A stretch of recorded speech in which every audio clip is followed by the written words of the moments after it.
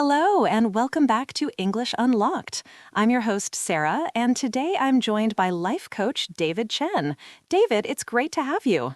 Thanks for having me, Sarah. I'm excited to dive into today's topic.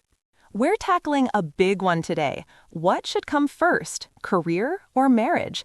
It's a classic crossroads that many young adults find themselves at. It certainly is. The pressure from society, family, and even ourselves can be immense. Do you focus on climbing the corporate ladder, or do you build a life with someone? It's a significant life choice. Let's start there. Is there a right order? Many people believe you should establish your career before even thinking about marriage. What are your thoughts? From a practical standpoint, building a career first offers a foundation of financial security. When you're stable, you can enter a marriage with fewer financial stressors, which are a common source of conflict for many couples. It allows you to focus on the relationship itself rather than worrying about next month's rent. That makes sense. Financial stability is a huge plus. But what about the emotional side?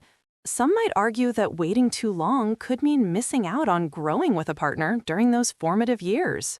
That's the other side of the coin, the shared journey.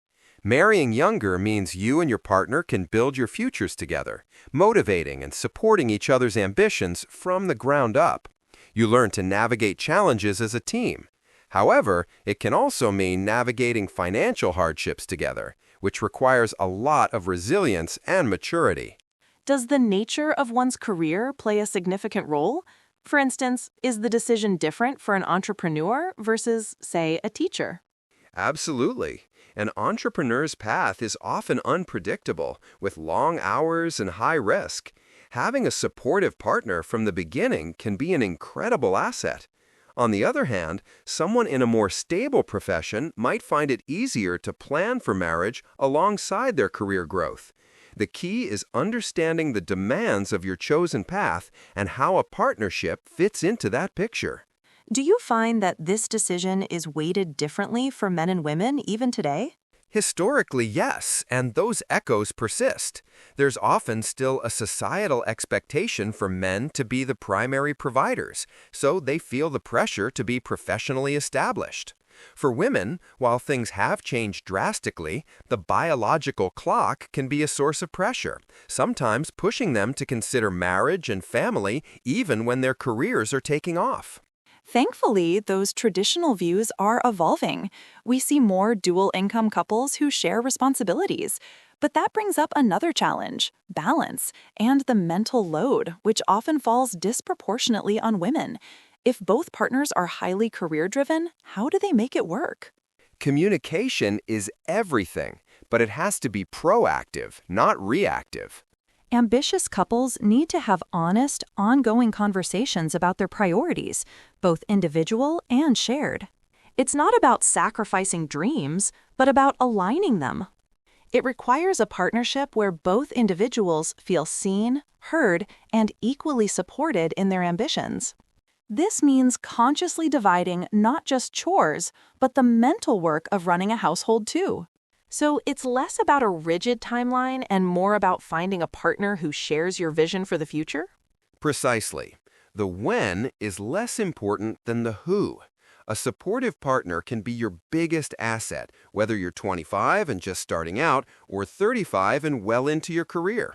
The wrong partner, one who doesn't respect your goals, can be a challenge at any age. Let's talk about regret. Many people fear making the wrong choice. How does one deal with the what-if scenarios, the fear of missing out? That's a powerful fear. The key is to shift from a mindset of the perfect choice to the intentional choice. There is no universally perfect path. When you make a choice, whether it's to focus on your career or to get married, do it with conviction. Embrace the path you're on, find joy in it, and trust that you can always adapt and evolve. Life isn't a straight line. It's a series of seasons. What advice would you give to someone who is currently feeling torn between these two paths? Is there a practical step they can take? I'd encourage them to focus on self-awareness. A great exercise is to write down your core values. What are the 5 things that matter most to you in life? Honesty, growth, stability, adventure? Then look at both paths, career focus versus marriage focus, and ask, which path aligns more closely with my core values right now? This isn't about forever, but about this season of your life. This clarity can make the decision feel less overwhelming.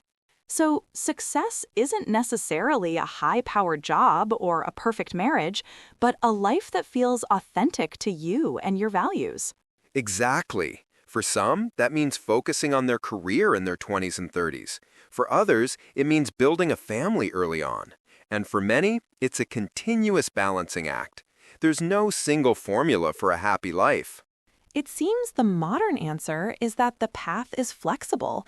It's not a strict either-or choice anymore. That's the beauty of it. You can define your own timeline. You can build a career, then marry. You can marry and build careers together. You can even switch focus midway through. The key is to make conscious, intentional decisions that honor who you are and who you want to become. This has been incredibly insightful, David. It really reframes the question from what should I do to what do I want? My pleasure, Sarah. It's a conversation worth having, and I hope it empowers listeners to make the choice that is right for them. Absolutely. To our listeners, we'd love to hear your thoughts. Have you faced this choice? What did you decide? And what have you learned? Share your stories in the comments below. Thanks for tuning in to English Unlocked.